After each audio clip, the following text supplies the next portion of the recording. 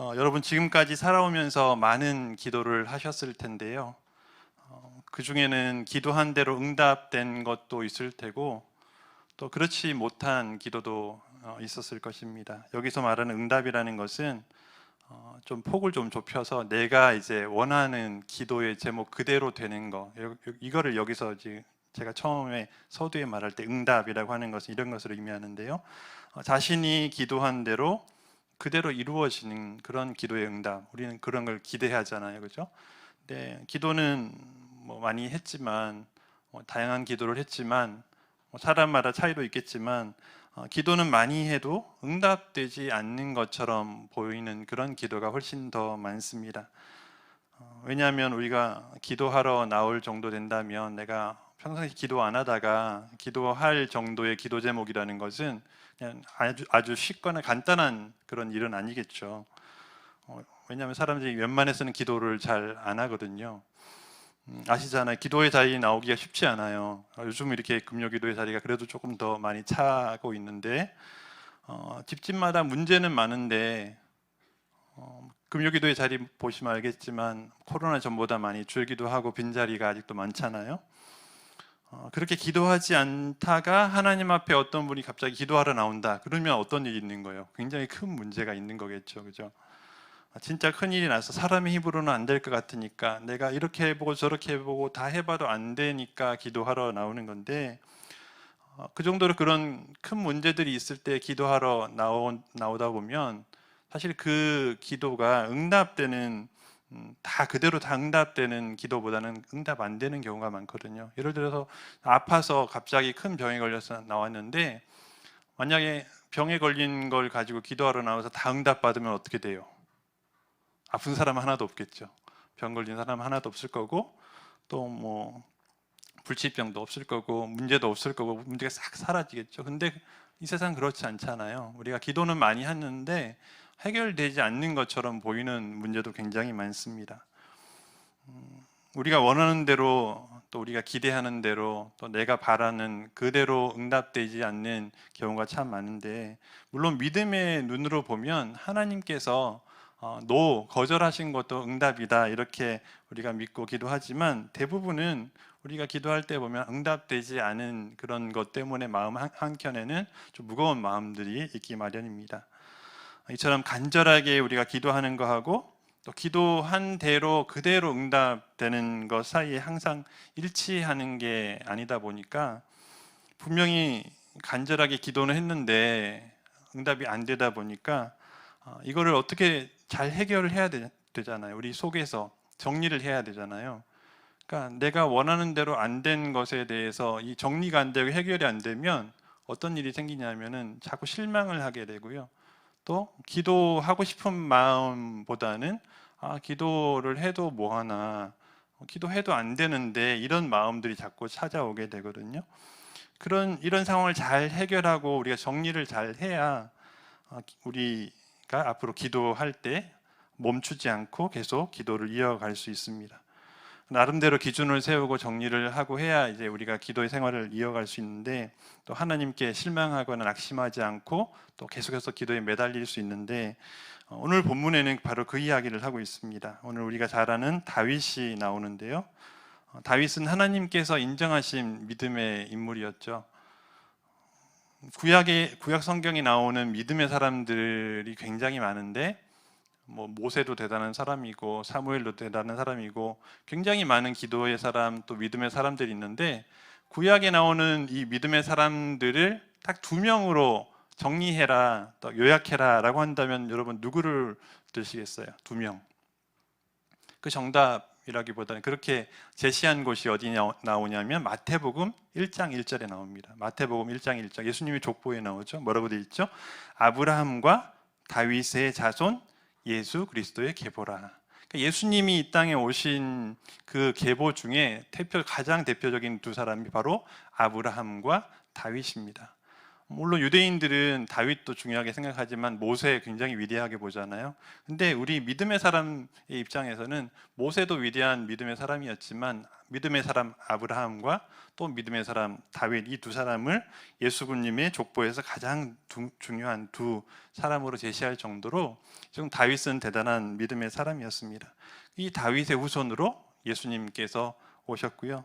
또 다윗의 그런 인생을 보면 수많은 시편을 기록했잖아요. 시편을 펴서 한 절반 정도는 다윗의 시편이라고 할 정도로 굉장히 많은 시편을 지었고요. 또 그가 통치할 때는 얼마나 막강했는지 주변에 있는 나라들 다 점령하고 또 평정할 정도로 군사력도 대단했고요. 또 뭐 그 전에 왕이 되기 전에도 마찬가지였죠. 사울 왕을 피해서 도망 다니면서도 하나님을 향한 믿음을 잃지 않고 끝까지 붙잡고 살았던 사람이 다윗이었고, 결국은 그래서 그 믿음대로 살다 보니까 하나님께서 그 전에 기름 부으셨던 것처럼 실제로 왕으로 세워주시는 그런 결과를 얻게 되었습니다. 이처럼 하나님께서 정말 아끼고 사랑하는 다윗이었는데, 우리가 잘 알듯이 어떤 일이 있었어요? 오늘 본문에 나오는 이 사건 바로 앞에 이 밧세바를 범하는 사건이 있었습니다. 큰 범죄죠. 우리아의 아내 밧세바를 범하고 또 그것을 덮으려고 충신 우리아까지 죽게 하고, 이렇게 큰 죄를 짓고 난 뒤에 나단 선지자가 와서 책망할 때 우리가 잘 아는 다윗의 회개를 볼 수 있죠. 그 자리에서 바로 회개하고 돌이킵니다. 그래서 하나님께서 용서를 해주시죠. 이게 오늘 본문의 바로 앞에까지 나오는 내용이었어요. 여기까지만 해도 굉장히 다윗은 대단한 사람이다 라고 할 수 있는데, 오늘 본문에는 또 기도에 있어서 이 다윗의 대단한 점을 한 번 더 보여주고 있습니다. 다윗이 회개는 했지만 여러분, 회개했다고 해서 죄의 결과가 다 사라지는 것은 아니에요.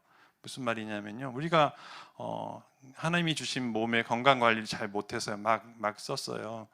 건강 관리하지 않고 신앙생활은 했지만 그래도 건강도 하나님께서 주신 건데 관리하지 못해서 이렇게 막 방치했어요. 그러면 우리 건강이, 우리 믿음이 있다고 해서 건강이 계속 건강이 좋고 그러지 않잖아요. 관리를 안 하면 또 그러니까 우리의 죄성에 따라서 몸을 함부로 방치를 하면은 우리 몸이 그 결과로 인해서 병에 걸리게 되고 또 연약한 부분이 생기게 되고 그렇습니다. 죄의 결과라는 것은요, 하나님이 우리를 용서해 주시거나 우리의 믿음이 있고 이런 것과 관계없이 죄의 결과는 남아 있게 되는 거예요.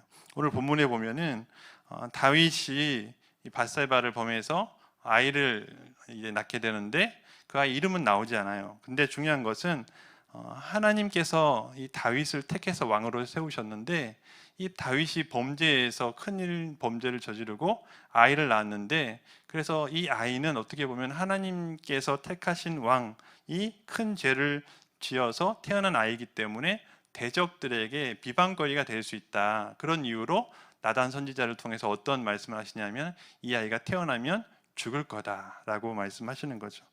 이런 배경, 너무 길게 설명할 수는 없으니까 간단하게 설명하면, 이런 배경 하에 오늘 본문이 나오는 거예요.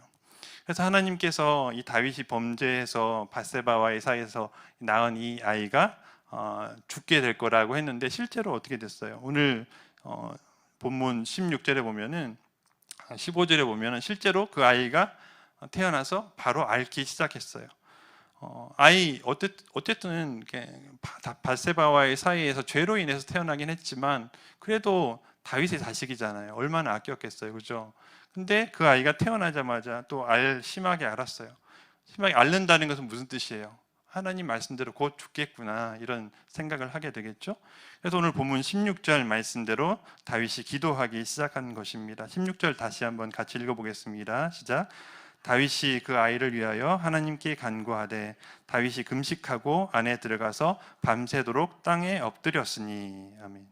자, 밧세바와의 사이에서 태어난 그래도 자기 아이잖아요. 그리고 자기 죄 때문에 이렇게 아이가 죽는 거잖아요. 다윗의 자기 죄 때문에 아이가 죽는 거니까 얼마나 마음이 아프겠어요. 그냥 내버려 둘 수가 없는 거죠. 그래서 기도했습니다.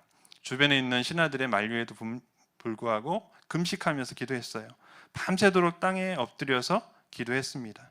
그럼 우리도 이런 경험이 있을 텐데요. 우리도 갑작스럽게 이제 큰 병이 찾아오거나 또 뭐 자녀가 대학 입시에 2번, 3번 계속해서 낙방하거나 뭐 사업이 부도가 나거나 또 갑자기 직장을 잃게 되거나 이런 큰 일들이 우리에게도 생기죠. 이처럼 우리에게도 다윗처럼 이렇게 식음을 전폐할 만한 그런 일들이, 큰 문제가 다가올 수 있습니다. 그때 우리는 어떻게 해야 합니까, 여러분? 누구를 찾아야 합니까? 하나님을 찾아야 되겠죠. 당연히 하나님을 찾고 부르짖어야 되고 간절하게 기도해야 되겠죠. 이게 바로 기도의 시작이에요. 다윗이 오늘 이 기도의 시작을 보여주고 있습니다. 여러분, 기도를 시작조차 하지 않으면 아무것도 안 되는 거예요.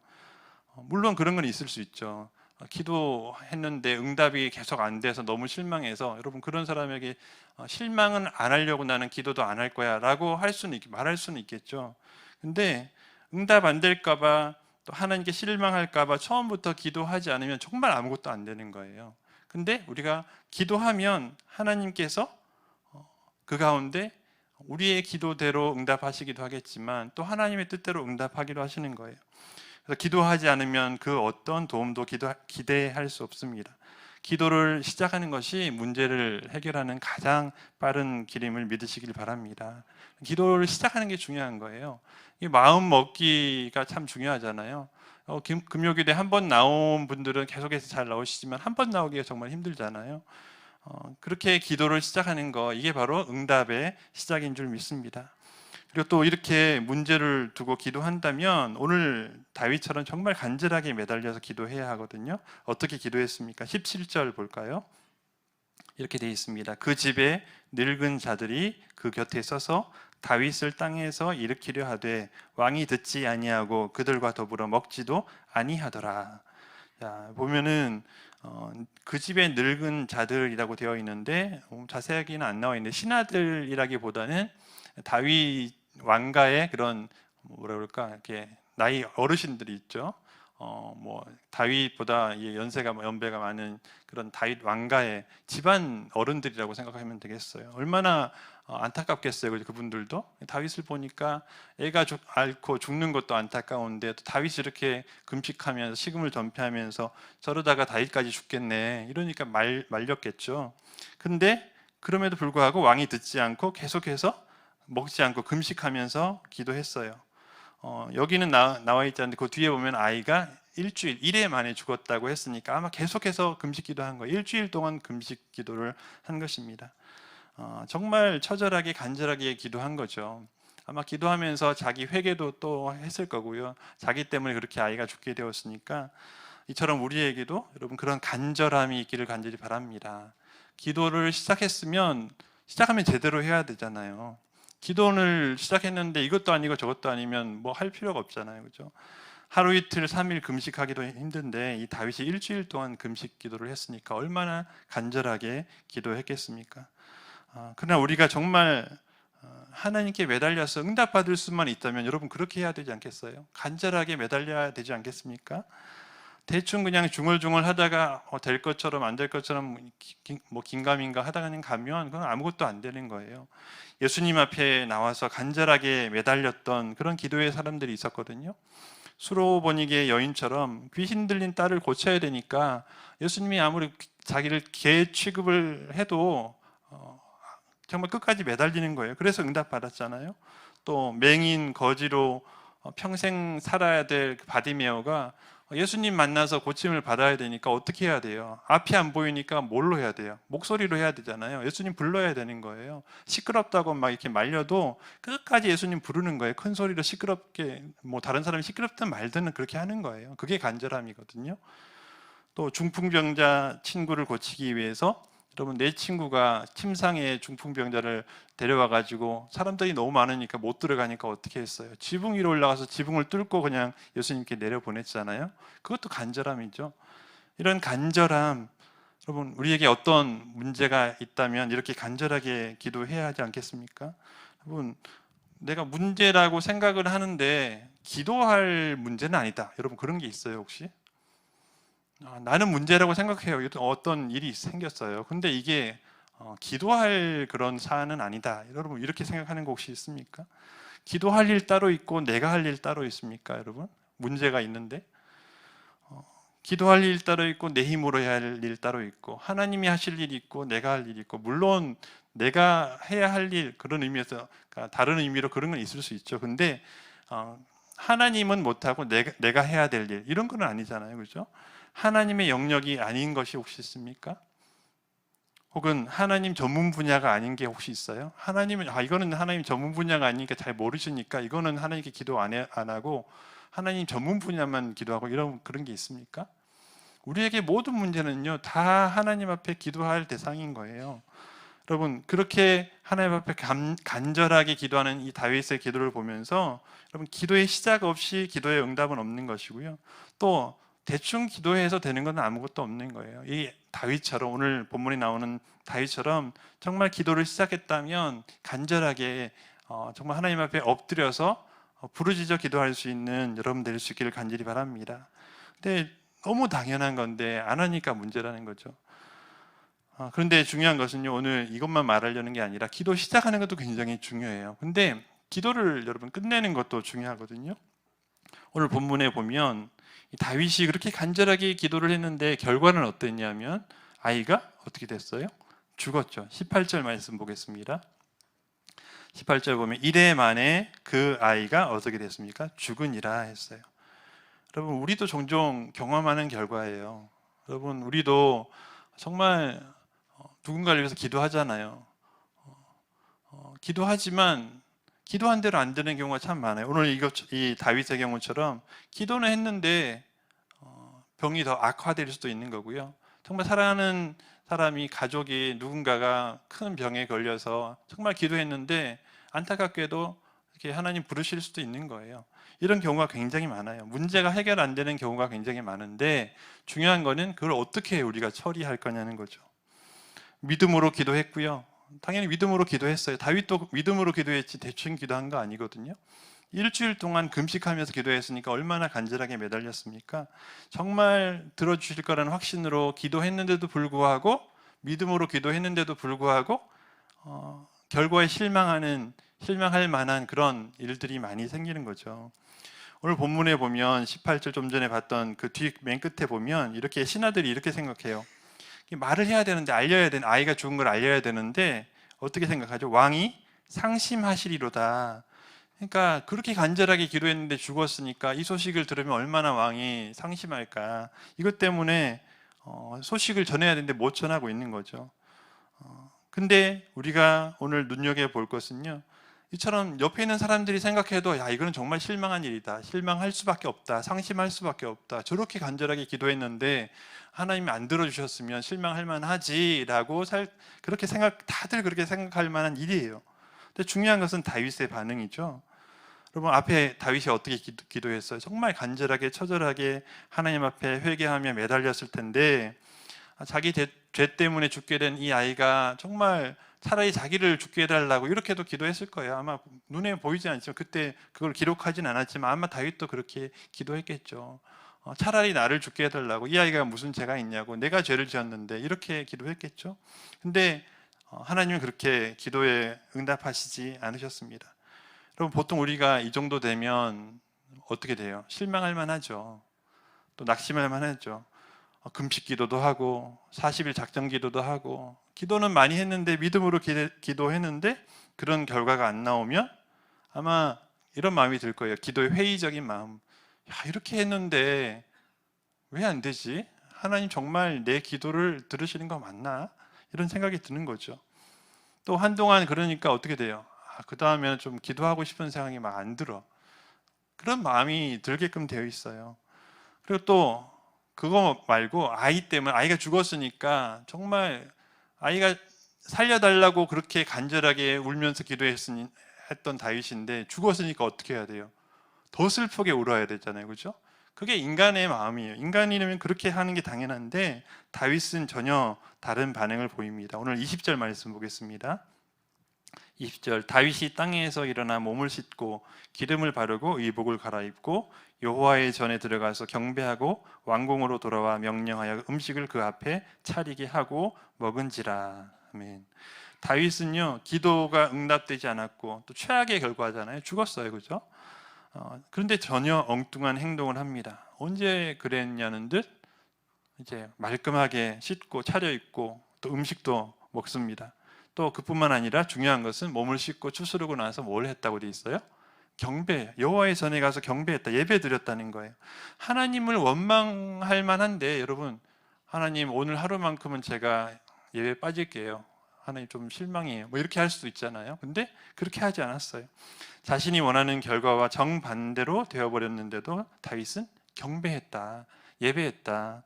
하나님, 예배했다는 게 뭐예요? 하나님을 찬양하고 높였다는 거예요. 하나님이 나한테 이런 안 좋은 결과를 주셨는데 다윗은 반대로 하나님을 높이고 예배하고 경배했다는 거예요. 어떻게 그렇게 할 수 있었을까요? 오늘 21절 말씀 보겠습니다. 궁금했던 신하들이 이렇게 물었죠. 그의 신하들이 그에게 이르되 아이가 살았을 때에는 그를 위하여 금식하고 우시더니 죽은 후에는 일어나서 잡수시니 이 일이 어찌 됨이니까 하니. 보통 사람 다 이렇게 생각하겠죠. 아이가 죽었을 때 오히려 금식하고 울어야 되잖아요. 우리 생각에는 죽었으니까 오히려 죽은 걸 더 슬퍼하고 금식하고 그렇게 해야 될 텐데, 다윗은 반대로 금식하고 울다가 기도하다가 오히려 죽은 후에는 일어나서 음식을 먹었다라고 되어 있습니다. 여러분, 이런 행동 뒤에는요 뭐가 있냐면 다윗의 신앙, 다윗의 믿음이 그 뒤에 깔려 있는 거예요. 다윗이 이렇게 대답하죠. 22절, 23절 보겠습니다. 22절, 이르되 아이가 살았을 때에 내가 금식하고 온 것은 혹시 여호와께서 나를 불쌍히 여기사 아이를 주실는지 누가 알까 생각함이거니와 지금은 죽었으니 내가 어찌 금식하랴. 내가 다시 돌아오게 할 수 있느냐. 나는 그에게로 가려니와 그는 내게로 돌아오지 아니하리라 하니라. 아멘. 여러분, 기도의 시작, 지금 이거는 기도의 끝, 기도의 시작과 끝은 이래야 하는 거예요. 기도를 할 때는요, 하나님 정말 나를 불쌍히 여기셔서 응답해 주세요 라고 하는 마음으로, 또 응답해 주실 거라고 하는 믿음을 가지고 소망을 가지고 간절하게 기도하는 거고요. 또 결과가 나오고 난 뒤에는 하나님께서 가장 선한 것으로, 가장 좋은 것으로 주셨겠지, 하나님의 뜻이겠지라고 하면서 받아들이는 것, 이게 바로 다윗의 믿음이었습니다. 또 다윗의 아이가 죽었지만 그 아이가 죽은 결과조차도 하나님의 뜻이라고 받아들인 거죠. 아이를 살려주시면 더 좋겠죠. 기도할 때는 그렇게 기도하는 거예요, 여러분. 물론 다윗이 범죄해서 그 결과로 죽는 거니까 하나님이 이미 정하신 거지만, 그럼에도 불구하고 기도할 때는요, 한 번 더 하나님 긍휼히 여겨주세요. 하나님, 제가 저의 죄로 인해서 이 아이가 죽는 거 저도 압니다. 하지만 주님, 하나님, 자비의 하나님, 긍휼의 하나님, 한 번만 더 긍휼히 여겨주세요. 이렇게 기도하는 거거든요. 근데 또 반대로 그리 아니하실지라도 반대의 결과를 주시면, 하나님께서 이런 결과를 주셨지만 나는 이걸 기대했지만, 살아날 것을 기대했지만 하나님의 뜻은 그럼에도 불구하고 아이를 데려가시는 데 있구나. 하나님께서 처음에 나단 선지자를 통해서 말씀하셨던 것처럼 더 큰 일은 뭐냐면, 하나님의 대적들이 하나님의 하나님을 비방하는 일들이 생기지 않는 것이, 그게 더 큰 일이구나, 더 중요한 것이구나 라고 다윗이 받아들인 거죠. 하나님의 응답이 자신의 생각보다 더 좋은 것으로 믿고 받아들인 거예요. 이게 바로 다윗의 믿음이고 또 다윗의 기도의 끝입니다. 오늘 읽지는 않았는데요, 24절, 25절 보면 이런 내용이 나옵니다. 다윗과 밧세바 사이에 이 아이는 죽었는데 그 뒤에 다시 아들을 주셨는데 그 아들이 누구냐면 솔로몬입니다. 여러분, 우리는 그렇게 생각할 수 있잖아요. 다윗이 밧세바하고, 이거는 범죄잖아요. 간음이고 또 범죄인데 이 둘 사이에서 태어난 아이가 죽은 거, 여기까지는 이해가 돼요. 당연히 범죄로 인해서 태어난 아이니까 하나님이 그렇게 하실 수 있지. 근데 이 관계는 더 이상 좋은 관계로 발전될 가능성이 안 보이잖아요. 우리가 생각할 때는 그런 거예요. 근데 하나님께서는 참 놀랍게도 이 다윗과 밧세바 사이에 아들을 주셨는데 그 아들이 누구냐면 우리가 잘 아는 솔로몬인 거예요. 그리고 그 솔로몬이 어떻게 돼요? 그 뒤에 다윗의 뒤를 이어서 왕이 되죠. 참 우리는 모를 일이에요. 참 그렇죠. 하나님의 뜻을, 그 큰 뜻을 우리가 어떻게 알겠어요? 다윗이 범죄를 안 했으면 그러면 솔로몬은 태어날 수 없는 사람인 거예요. 그렇죠? 다윗과 밧세바 사이가 형성되지 않으면 태어날 수 없는 아이가 솔로몬인 거예요. 그러니까 이런 걸 보면요, 하나님의 뜻이라는 건요, 하나님의 계획, 뜻과 섭리라는 것은 우리 인간의 생각으로는 담을 수 없는, 너무 커서 담을 수 없는 하나님의 생각 또 계획입니다. 그래서 오늘 본문에 보면 본문 뒤에 24절, 25절에 이렇게 되어 있습니다. 다윗이 그의 아내 밧세바를 위로하고 그에게 들어가 그와 동침하였더니 그가 아들을 낳음에 그의 이름을 솔로몬이라 하니라. 여호와께서 그를 사랑하사 25절 선지자 나단을 보내 그의 이름을 여디디아라 하시니 이는 여호와께서 사랑하셨기 때문이더라. 아멘. 그럼 이게 응답이에요. 다윗이 그 아이가 죽었을 때는 물론 다윗은 이렇게 그걸 받아들였죠. 하나님의 뜻으로 받아들였는데 하나님은 이렇게 하나님의 응답을 또 다른 방법으로 보여주신 거예요. 다윗이 범죄함으로 태어난 아이가 죽었는데 그러면 그 아이가 죽으면 다윗도 그러잖아요. 마음이 안 좋죠. 하나님께 버림받은 것 같은 그런 느낌도 들고 내가 너무 큰 죄를 지어서 하나님하고 나하고 관계는 너무 멀어졌어 이런 생각도 들 것이고요. 그러니까 아이를 살려주시면 어떤 생각이 들까요? 아, 하나님이 나를 다시 받아주셨구나. 그렇게 받아들일 텐데 그렇지 않았으니까 어떻게 보면 다윗 측면에서는 굉장히 마음이 더 무거워지는 거예요. 근데 하나님께서 응답을 다른 방식으로 보여주셨죠. 나는 너를 아직 사랑한다. 네가 나를 믿는 것처럼 나도 너를 아직도 사랑하고 있다라는 것을 솔로몬을 통해서 보여주시고 또 실제로 나단을 통해서 이름을 여디디아라고 하는 그 이름을 지어주시면서 한 번 더 알려주신 거예요. 여호와께서 사랑하셨다. 솔로몬도 사랑하셨지만 다윗 너도 내가 사랑하는 내 자녀다라는 것을 보여주신 거예요. 이처럼 하나님께서는요 다윗을 용서하시고 또 은혜를 베푸셨다. 그 증거를 솔로몬을 통해서 보여주셨습니다. 히브리서 12장 11절에 이런 말씀이 있습니다. 무릇 징계가 당시에는 즐거워 보이지 않고 슬퍼 보이나 후에 그로 말미암아 연단받은 자들은 의와 평강의 열매를 맺느니라. 아멘. 여러분 징계를 받는다는 것은 잘못했다는 거예요. 그렇죠? 잘못했을 때 징계를 받죠. 죄를 범했을 때 징계를 받는 거예요. 근데 사랑하는 자녀는 징계를 주시는 거예요. 왜? 돌이키고 다시 더 사랑하는 자녀로 더 믿음이 성장하게 하시기 위해서 징계하시는 거예요. 그때는 힘들죠. 근데 그 후에 그런 과정, 힘든 과정을 통해서 연단받은 자들에게는 의와 평강의 열매를 맺는다 했습니다. 그럼 다윗이 정말 믿음이 좋은 믿음의 사람이었는데 물론 어릴 때부터 좋았죠. 사실 다윗이 목동일 때부터 좋았어요. 그 정도 되는 사람은 없어요, 그죠? 그런데 그 어릴 때의 믿음 그대로 평생 갔을까? 그렇지 않다고 생각합니다. 다윗은 이런 과정을 통해서 기도도 해보고 또 기도 응답, 노라고 하는 응답도 받아보고 또 때로는 하나님께서 자신의 범죄로 인해서 징계도 하나님께서 주시는 징계도 받아보고 하지만 그럼에도 불구하고 하나님이 여전히 난 너를 사랑한다 이런 응답도 받아보고 또 이렇게 의와 평강의 열매를 맺는 더 성숙한 믿음의 사람으로 더 자라가는 거죠. 하나님은 다윗에게 의와 평강의 열매로 응답하셨습니다. 여러분 그리고 우리에게도 그렇게 응답하실 줄 믿으시길 바랍니다. 우리는 기도를 시작할 때요 또 끝낼 때 오늘 다윗처럼 할 수 있어야 되겠습니다. 여러분 어떤 결과를 기대하십니까? 여러분 기도하러 나오셨잖아요. 어떤 결과를 기대하세요? 어떤 마음으로 기도하십니까?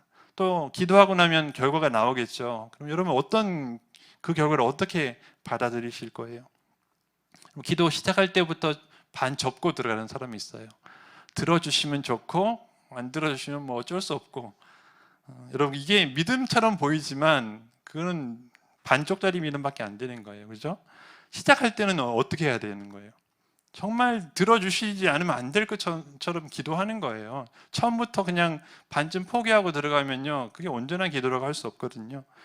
안 될 것 같은 생각에 절반만 딱 매달리는 거예요. 그리고 절반은 다른 쪽으로 이렇게 또 이렇게 한쪽 문을 열어두고 그렇게 하는 거죠. 해결되지 않으면 안 될 그런 문제가 있을 때는요 오늘 다윗처럼 철저하게 무릎 꿇고 매달려서 간절하게 부르짖는 그런 기도를 할 수 있기를 간절히 바랍니다. 해결해 주시지 않으면 안 돼요 라고 해야 되는 거죠. 야 너는 개밖에 안 되니까 저리 꺼져라고 해도 개라도 좋으니까 부스러기라도 좋으니까 주세요 라고 하는 거죠. 지금 아니면 안 된다고 사람들이 시끄럽다고 해도 부르짖는 거예요. 바디메오처럼요. 이처럼 간절하게 기도해야 되는데요. 근데 때때로 기도한 대로 응답받지 못하거나 원하는 대로 되지 않았다고 해서 또 그런 분들이 있어요. 하나님을 원망하면서 실망하면서 더 이상 기도 안 해, 이런 반응을 보이는 분들도 있는데요. 기도의 모든 결과에 대해서 하나님의 뜻으로 받아들이고 이 다윗처럼 받아들이고 다시 하나님 앞에서 기도하고 예배하는 자로 살아가면, 오늘 다윗에게 하나님께서 솔로몬을 사랑하신다는 그런 징표로 이름도 지어주시고 또 주신 것처럼, 우리에게도 우리가 원하는 결과가 아니라 할지라도 하나님께서 더 좋은, 또 더 다른 방법으로 우리에게 응답하시는 줄 믿습니다. 우리 생각에는요, 뭐가 더 좋은지 그 당시에는 몰라요. 지나고 나면 우리가 그렇게 깨닫는 경우가 많잖아요. 그 당시에는 내가 이렇게 기도해서 응답받으면 잘 될 것처럼 보여서 그렇게 기도했는데 응답되지 않으면 실망하잖아요. 근데 나중에 돌아보고 나면 이게 그때 응답 안 하신 것이 오히려 더 좋은 경우도 있고, 하나님은 이것보다 이게 더 좋다고 생각하셔서 이렇게 인도하시고 응답하실 때도 있는 것입니다. 하나님께서 가장 적절한 때 적절한 방법으로 주실 텐데요, 그런 믿음으로 기도할 수 있는 여러분 되시길 간절히 바랍니다. 그리고 만약 다윗이요, 아이가 죽었다고 하나님께 실망해서 이제는 더 이상 기도할 일 없어요, 이제 삐져서 당분간 하나님께 예배도 안 드릴 거예요, 만약 이랬다면 어떻게 되었을까요? 우리가 앞에서 봤던 하나님께서 베풀어 주실 더 큰 은혜, 더 큰 축복을 뻥 차버리는 그런 결과 받게 되지 않았을 것입니다. 하나님은 다윗에게 응답하셨습니다. 여러분, 아이는 죽었지만 이게 응답하신 거예요. 가장 좋은 것으로 응답하셨습니다. 우리에게도 그렇게 하실 것입니다. 여러분, 그런 마음으로 기도할 수 있는 여러분 되시길 간절히 바랍니다. 말씀을 맺겠습니다. 알프레드 디 수자라고 하는, 이름이 어렵죠. 이런 이분의 유명한 시가 있는데, 여러분 한 번쯤 들어보셨는지 모르겠어요. 화면에 한번 띄워주시면요, 이런 시가 있어요. 춤추라, 아무도 바라보고 있지 않은 것처럼. 사랑하라, 한 번도 상처받지 않은 것처럼. 노래하라, 아무도 듣고 있지 않은 것처럼. 일하라, 돈이 필요하지 않은 것처럼. 살라, 오늘이 마지막 날인 것처럼. 이런 시가 있는데, 여러분 이 설교를 준비하다가 이 시의 구절이 떠오른 거예요. 그러면서 제가 여기다 사적으로 한 줄 덧붙여봤습니다. 뭐라고 돼 있어요? 기도하라, 어떻게 해요? 한 번도 거절당한 것 없는 것처럼. 거절당한 적 없는 것처럼. 그럼 기도할 때는 그렇게 하는 거예요. 하나님이 한 번도 나에게 거절하신 적 없는 것처럼 그렇게 간절하게 매달리는 거예요. 여러분, 거절 한번 당했다고 이제는 안 해, 이렇게 하면요, 얻어지는 것도 없거든요. 사랑하라, 한 번도 상처받지 않은 것처럼. 상처받아서 이제 더 이상 대시 안 하면 아무것도 없는 게 없어요. 그렇죠? 기도도 마찬가지예요. 하나님께서 노로 응답하신 적도 많지만, 기도할 때만큼은 한 번도 나는 거절당한 것 없어, 하나님께 나는 한 번도 거절당한 적 없어 라고 하는 그런 마음으로 기도한다면, 그 믿음의 기도를 하나님께서 들으시는 줄 믿습니다. 하나님은 선하십니다. 여러분 믿으십니까? 하나님은 선하신 분이에요. 우리가 생각하는 거, 우리가 계산하는 거, 혹은 우리가 기대하는 것보다 훨씬 선하시고 좋은 것으로 우리를 인도하시는 분이십니다. 또 하나님은 우리의 주권자이십니다. 여러분 믿으십니까?